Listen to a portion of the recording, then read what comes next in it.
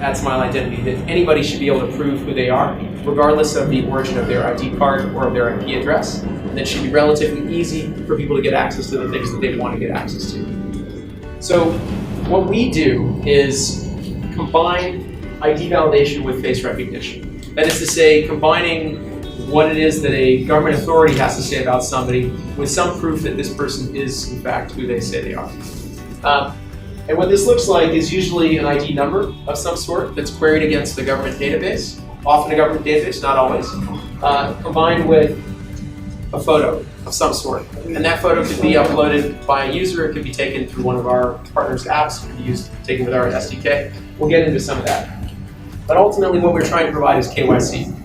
KYC for a variety of circumstances, from low-value transactions that should be quick with a minimal level of KYC to extremely high-value or high-risk transactions that require things like proof of life or deduplication, which we'll get into. So we can do KYC, and I like to say we can do a stronger KYC in Nigeria and in Lagos than we can on American in Los Angeles. So what we are trying to achieve there is a simple face detection. So we want to prevent people from taking pictures of cats, dogs, right? Environment, their room, whatever it is. And you'll notice that even though he's got the camera open, it's not capturing anything. Well, it actually is. It's looking at all the frames, but it's just not seeing your face. So it's essentially saying, put your face in the open. So now I raise the phone to my face, right? And then it tells me to move facing. So you can kind of like see this as we try to get enough closeness on the person's face. So you can prevent things like they are taking a picture of someone else unaware when they are very far from the camera, right? So as I move the phone closer to my face, there is a blue bar that's going to show around the mobile screen. So I'll just do that. It will be a bit fast, so you can just focus on the screen. That's it. So, yeah. And then I hit submit. So right now a couple of things are happening.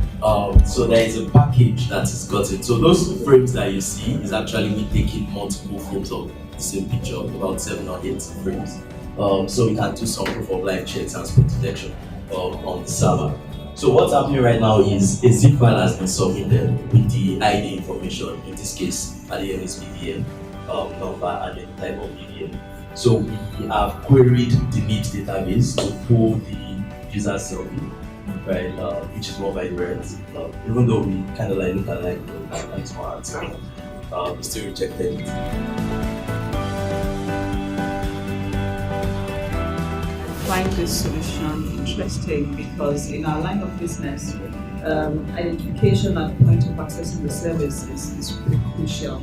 So you could have one person that's enrolled onto a health plan, and that person will give his card to his girlfriend, and sometimes to his cousin, and sometimes to his other relative. And they would all go to the hospital and access care because they've got this ID card that either doesn't have a picture of them on it or has a picture that is so poor it's of no use to the company. And I mean, you can imagine this is really bad for us. So having the identity, having the ability to initially, even at point of enrollment, verify that the person who is enrolling on the plan is actually who he says he is important to us. At the same time as well, being able to ascertain at point of accessing service that this is actually the person who we enrolled onto our plan that's accessing our service. Well, for us, KYC has been a long discussion on our end. But I think one of the major reasons why this is very important for us is because, for example, on big events, you can't do things like transfers again because we can't really, say that this person is who this person says they are. So we actually, because of our current KYC structure, you can only withdraw funds into your own bank account. But with this, we'll be able to do much more on that platform. At the heart of telecoms is identity management. Bottom line, not just for telecom services, but also security. Identity management is very key to us. One of the key things we look at, and why I think Smile Identity is very interesting, is the fact that it gives the opportunity to validate against information that has really been collected. Because for us, SIM registration, as is known, which is KYC, started long before identity management systems that come into place in Nigeria. So it would be nice for us to validate against that, which is very interesting for us. That's one key thing. And also validating the kind of IDs customers use to come on board. So the onboarding process actually improves that so that we'll be able to manage customers in general and avoid issues with the regulator while we also be able to help them engage our customers better. So improve experience in general. This is our team. One of the things that makes me so excited every day is the fact that we've got this incredibly diverse team, not only from diverse locations, but diversity of skill sets. Designers, product managers, engineers, people who understand fintech, compliance. Our team actually comes from 6 different African countries and the United States. And we have offices in 3 different cities, so Lagos, Cape Town, and Nairobi. That's Smile ID.